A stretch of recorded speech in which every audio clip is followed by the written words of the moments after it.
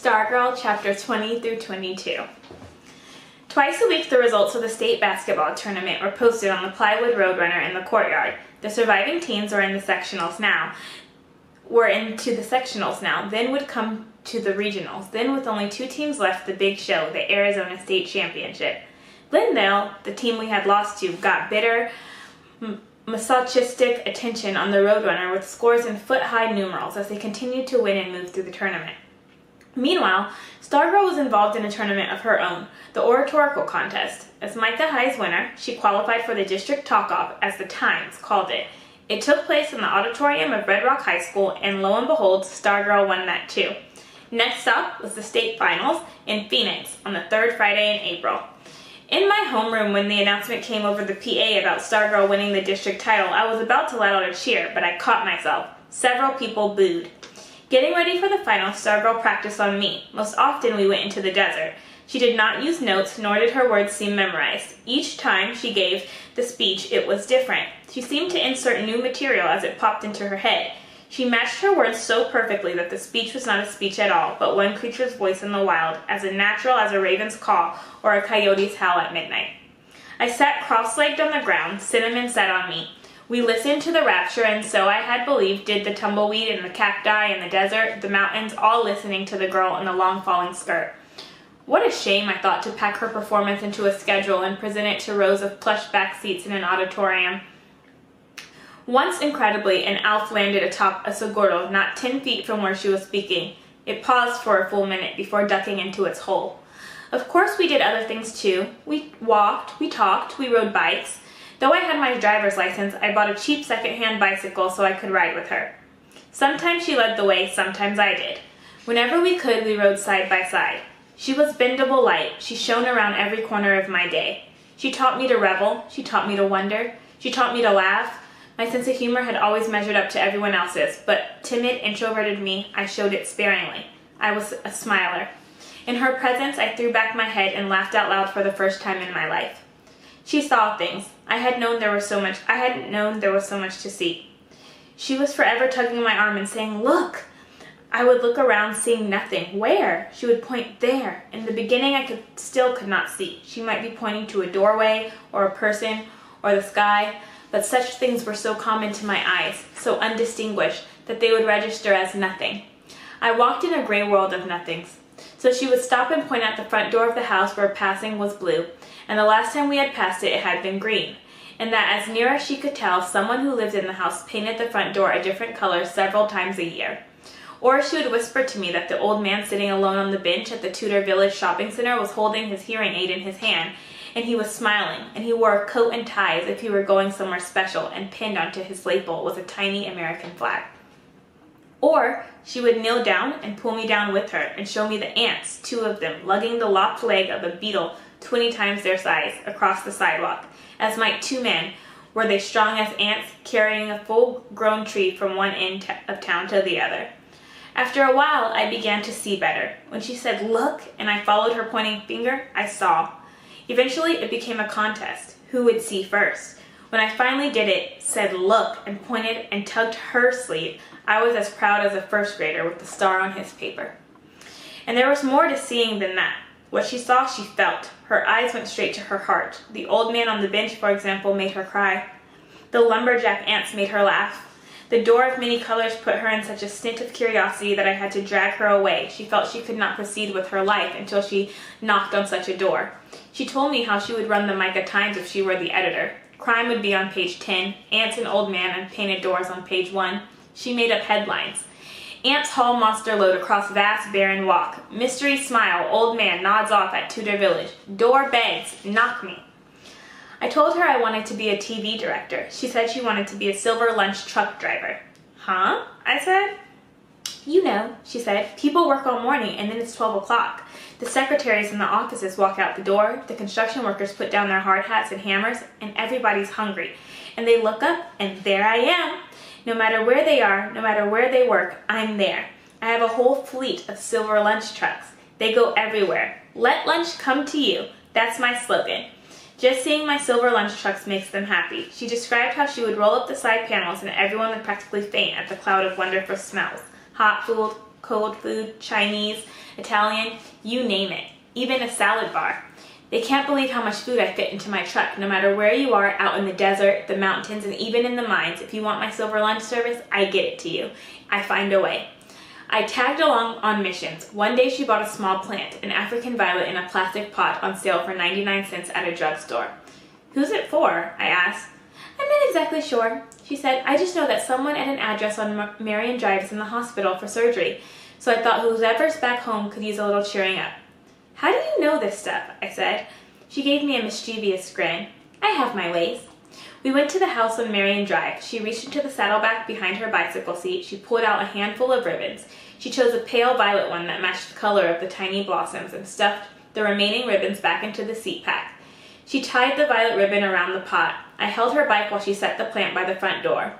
Riding away, I said, "Why don't you leave a card or something with your name on it?" The question surprised her. Why should I? Her question surprised me. Well, I don't know. It's just the way people do things. They expect it. They get a gift. They expect to know where it came from. Is that important? Yeah, I guess. I never finished that thought. My tire shuddered as I slammed my bike to a halt. She stopped ahead of me. She backed up. She stared. Leo, what is it? I wagged my head. I grinned. I pointed to her. It was you. Me what? 2 years ago, my birthday, I found a package on my front step, a porcupine necktie. I never found out who gave it to me. She walked her bike alongside mine. She grinned. A mystery. Where did you find it? I said. I didn't. I had my mother make it. She didn't seem to dwell on the subject. She started pedaling and we continued on our way. Where were we? She said. Getting credit. I said, what about it? Well, it's nice to get credit. The spokes of her rear wheel spun behind the curtain of her long skirt. She looked like a photograph from 100 years ago. She turned her eyes wide at me. Is it? She said. On weekends and after dinner, we delivered many potted violets and congratulations balloons and cards of many sentiments. She made her own cards. She wasn't a great artist. Her people were stick figures. The girls all had triangle skirts and pigtails. You would never mistake one of her cards for Hallmark. But I had never seen cards more heartfelt. They were meaningful in the way that a schoolchild's homemade Christmas card is meaningful. She never left her name, but finally, after much pestering from me, she did tell me how she knew what was going on in people's lives. It was simple, she said. She read the daily paper. Not the headlines or the front page or the sports page or the comics or the TV listings or the Hollywood gossip. What she read were the parts that most people ignored, the parts without headlines and pictures, the boondocks of the paper, the hospital admissions, the death notices, the birthday and wedding announcements, the police blotter, the coming events calendar. Most of all, she read the fillers. I love fillers, she exclaimed. What are fillers? I said. She explained that fillers are little gems that are not considered important enough to be a story or to have a headline. They're never more than 1 column wide, never more than an inch or 2 deep. They are most commonly found at the bottoms of inside pages, where the eye seldom travels. If the editors had their way, they would never use fillers, but sometimes a reporter doesn't write quite enough words, and the story doesn't reach all the way to the bottom of the page. The paper can't have a blank space there, so the editor dumps in a filler. A filler doesn't need to be news. It doesn't need to be important. It doesn't even need to be read. All it's asked to do is take up space. A filler might come from anywhere and be about anything. It might tell how many pounds of rice a typical Chinese person eats in a lifetime, or say something about beetles in Sumatra.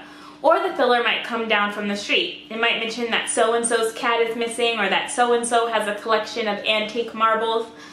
I searched through the fillers like a prosecutor digging for gold, she said. So that's it, I said. You read the papers? No, she said. That's not all. There's also the place where I get my hair cut. I always overhear good stuff there. And of course there's bulletin boards. Do you know how many bulletin boards there are in town? Sure, I said facetiously. I count them every day. So do I, she said, not kidding. So far, I'm up to 41. Offhand, I couldn't think of one except the plywood roadrunner. What do you learn from bulletin boards? Oh, somebody just opened a business, somebody lost a dog, somebody needs a companion. Who advertises for a companion, I said. Who needs one that bad? Lonely people, she said. Old people. Just somebody to sit with them for a while. I pictured Stargirl sitting in the dark room with an old woman. I couldn't picture myself doing the same thing. Sometimes she seemed so far from me. We were passing Pizza. There's a bulletin board in there, she said. It was just inside the door. It was smothered with business cards and notices. I pointed to one that said, odd job to ask for Mike. Call this number. So what's that tell you, I said, with more challenge in my voice than I had intended. She read it. Well, it could be that Mike lost his regular job and can't find another, so he's hiring himself out. Or, even if he has a regular job, it's not enough to make ends meet. He's either not very neat or he can't afford a whole piece of paper. This is just a scrap. So what would you do for him, I said. Oh, I don't know. My parents might have an odd job they need done, or maybe I do, or maybe I could just send him a card. What kind of card would he get? A keep your chin up card, she poked me. Hey, want to play a card game? I had a feeling she wasn't talking about poker. Sure, I said. She said she invented it. All you need is your eyes and one other person. I pick somebody on the street, the mall, a store, wherever, and I follow them. Say it's a her. I follow her for 15 minutes, not a minute more. I time myself. The game is, after 15 minutes of watching her, I have to guess what kind of card she needs. But how can you get it to her, I said. You don't know where she lives. True. That's as far as it goes. That's why it's just a game. It's just for fun. She snuggled into me. She whispered in my ear, let's play. I said sure. She said we needed a mall. I usually steered away from the Micah Mall. Too many silent treatment MAHS kids hanging around there. We drove 10 miles to the Redstone Mall. It was a Saturday afternoon. We picked out a woman, lime green skirt, white sandals. We guessed her age was early 40s. She was buying a soft pretzel, regular, salted, at Auntie Anne's. She carried the pretzel in a little white paper bag. We followed her into Suncoast Video. We overheard her ask for when Harry met Sally. They didn't have it. She passed Sonoma, then came back and went in. She wandered about, touching pottery with one fingertip, feeling surfaces. She stopped before the dinner plates. She lifted one with the French cafe pennant on it. Then go, Stargirl whispered. The lady seemed to think about the plate, even closed her eyes, holding it to her chest with both hands, as if feeling vibrations. But then she put it back and walked out. On to Sears. Lingerie. Bedclothes. I was uneasy, spying from behind a rack of frilly somethings. She was flipping through the nightshirts when time ran out. Stargirl and I conferred in the corridor. Okay, she said. What do you think? I think I feel like a stalker, I said. A good stalker, she said. You first, I said. Well, she's divorced and lonely, no wedding ring. She wants somebody in her life, a home life. She wishes she were Sally and Harry would come along. She would make him dinner and snuggle with him at night. She tries to eat low-fat food. She works at a travel agency. She took a free cruise last year, but all she met on the boat were creeps. Her name is Clarissa. She played the clarinet in high school, and her favorite soap is Irish Spring. I boggled. How do you know all that? She laughed. I don't. I'm guessing. That's what makes it fun. So what card would you send her? She put her finger to her lips. To Clarissa, I would send a while you're waiting for Harry to be good to yourself card. How about you? I would send a, I mulled over the phrasing, a don't let Harry catch you flicking card. Now it was her turn to boggle. Huh? Didn't you see her pick her nose, I said, in Suncoast? Not really. I saw her hand go to her nose like she was scratching it or something. Yeah, or something. She was picking. That's what. She was quick and sneaky. A real pro. She gave me a playful shove. You're kidding. I held my hands up. I'm serious. She was standing in the front of the comedies. Her finger went in, and when it came out, there was something on it. She carried it around for about a minute, and then, just as she was leaving Suncoast, when she thought nobody was looking, she flicked. I didn't see where it landed. She stared at me. I raised my right hand and put my left over my heart. No lie. She broke out laughing so loudly I was embarrassed. She grabbed my arm with both hands to keep from collapsing. Mall workers stared. We carded 2 others that day, a woman who spent her whole 15 minutes filling leather jackets. We called her Betty, and a man we called Adam because of his huge Adam's apple, which we renamed Adam's pumpkin. No more pick and flickers. And I did have fun. Whether it came from the game or simply from being with her, I don't know. I do know I was surprised at how close I felt to Clarissa and Betty and Adam after watching them for only 15 minutes. Throughout the day, Stargirl had been dropping money. She was the Johnny Appleseed of loose change, a penny here, a nickel there, tossed to the sidewalk, laid on a shelf or a bench, even quarters. I hate change, she said. It's just so jingly. Do you realize how much you just throw away in a year? I said. Did you ever see a little kid's face when he spots a penny on a sidewalk? She said. When her change purse was empty, we drove back to Micah. Along the way, she invited me to dinner at her house. Archie had claimed the Carraways were normal folks, but I still couldn't imagine Stargirl coming from an ordinary home. I think I expected a leftover hippie scene from the 1960s. Make love, not war. Her mother in a long skirt with a flower in her hair, her father's face framed in a mutton chop sideburn saying groovy and right on, a lot. Grateful Dead posters, psychedelic lampshades. So I was surprised. Her mother wore shorts and a tank top as she worked the pedal of a sewing machine with her bare foot. She was making a Russian peasant costume for a play to be presented in Denver. Mr. Carraway was on a stepladder outside painting windowsills. No mutton chops, in fact, not much hair at all. The house itself could have been anyone's. Glossy bentwood furniture, throw rugs over hardwood floors, Southwest accents, and a Nazi-style wedding vase here, a George O'Keeffe print there. Nothing to proclaim. You see, she came from here. Same with her room, except for Cinnamon's blue and yellow plywood apartment in one corner. It might have belonged to any high school girl. I stood in the doorway. "What?" she asked. "I'm surprised," I said. "At what? I thought your room would be different." "How so?" "I don't know. More you." She grinned. "Stacks of fillers? A card-making operation?" "Something like that." "That's my office," she said. She let Cinnamon out. He scurried under the bed. "This is my room." "You have an office?" "Yep." She stuck her foot under the bed. When it came out, Cinnamon was aboard. I wanted to have a place all of my own where I could go work, so I got one. Cinnamon scampered out of the room. "Where is it?" I said. She put her finger to her lips. "Secret." "Bet I know one person who knows," I said. She raised her eyebrows. "Archie." She smiled. "He was talking about you," I said. "He likes you." "He means the world to me," she said. "I think of him as my grandfather." My inspection yielded 2 curious items. One was a wooden bowl half filled with sand-colored hair. "Yours?" I said. She nodded. "For birds looking for nest materials. I put it out in the spring. Been doing it since I was a little girl. I got more business up north than here." The other item was on a bookshelf. It was a tiny wagon about the size of my fist. It was made of wood and looked like it might have been an antique toy. It was piled high with pebbles.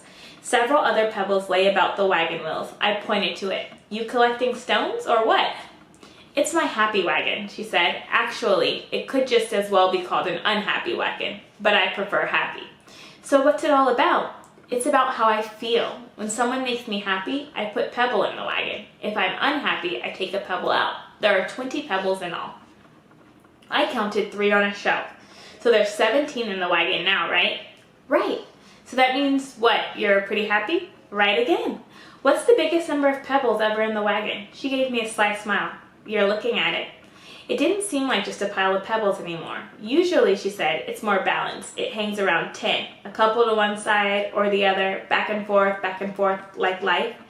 "How close to empty did the wagon ever get?" I said.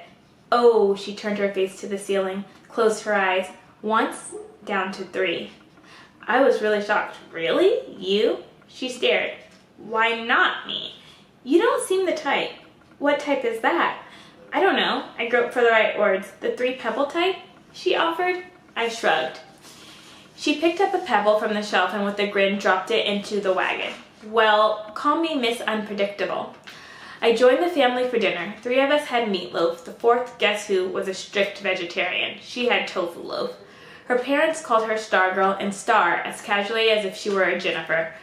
After dinner, we sat on her front step. She had brought her camera out. 3 little kids, 2 girls and a boy, were playing in the driveway across the street. She took several pictures of them. "Why are you doing that?" I asked her. "See the little boy in the red cap?" she said. "His name is Peter Sienkiewicz. He's 5 years old. I'm doing his biography, sort of." For the 10th time that day, she had caught me off guard. "Biography?" Peter Sienkiewicz was coasting down his driveway in a 4-wheel plastic bandana. The 2 little girls were running, screaming after him. "Why would you want to do that?" She snapped a picture. "Don't you wish somebody came up to you today and gave you a scrapbook called The Life of Leo Borlaug? And it's a record, like a journal of what you did on such and such a date when you were little, from the days you can't remember. And there's pictures and even stuff you dropped or threw away, like a candy wrapper. And it was all done by some neighbor across the street you didn't know she was doing it. Don't you think when you're 50 or 60, you give a fortune to have such a thing?" I thought about it. It was 10 years since I had been safe. It seemed like a century. She was right about one thing. I didn't remember much of those days, but I didn't really care either. "No," I said, "I don't think so. And anyway, don't you think his parents are doing that? Family albums and all?" One of the little girls managed to wrest the banana roaster away from Peter Sienkiewicz. Peter started howling. "I'm sure they are," she said, snapping another picture, "but those pictures in those moments are posed and smiling. They're not as real as this. Someday he's going to love his toy. Someday he's going to love this picture of himself bawling while a little girl rides off on his toy." I don't follow him around like we did Clarissa. I just keep an eye out for him, and a couple of times a week I jot down what I saw him doing that day. I'll do it for a few more years, then I'll give it to his parents to give him when he's older and ready to appreciate it. A puzzled look came over her face. She poked me with her elbow. What? Huh? I said. You're staring at me really funny. What is it? I blurted, Are you running for saint? I regretted the words as soon as they left my lips. She just looked at me, hurt in her eyes. Sorry, I said. I didn't mean to sound nasty. How did you mean to sound? Amazed, I guess. At what? I laughed. What do you think? You. I laughed again. I stood before the steps facing her. Look at you. It's Saturday. I've been with you all day and you've spent the whole day doing stuff for other people. Or taking pictures of other people. She looked up at me. The hurt was gone from her eyes, but not the puzzlement. She blinked. So? So, I don't know what I'm saying. Sounds like you're saying I'm obsessed with other people. Is that it? Maybe it was the angle, but her fond eyes looking up at me seemed larger than ever. I had to make an effort to keep my balance, lest I fall into them. You're different, I said. That's for sure. She batted her eyelids and gave me a flirty grin. Don't you like different? Sure I do, I said, maybe a little too quickly. A look of sudden discovery brightened her face. She reached out with her foot and tapped my finger. I know what your problem is. Really? I said. What? You're jealous. You're upset because I'm paying all this attention to other people and not to you. Right, I sniffed. I'm jealous of Peter Sinkowitz. She stood. You just want me all to yourself, don't you? She stepped into my space. The tips of our noses were touching. Don't you, Mr. Leo? Her arms were around my neck. We were on the sidewalk in front of her house in full view. What are you doing? I said. I'm giving you some attention, she cooed. Don't you want some attention? I was losing my battle for balance. I don't know, I heard myself say. You're really dumb, she whispered in my ear. Yeah? Yeah, why do you think there's 18 pebbles in my wagon? And then the last remaining space between our lips was gone, and I was falling headlong into her eyes right there on Palo Verde after dinner. And I can tell you, that was no saint kissing me. Oh no, it looks like Leo and Stargirl shared their first kiss. How exciting. I wonder if their relationship is going to stand the test of time. Stay tuned to see what happens.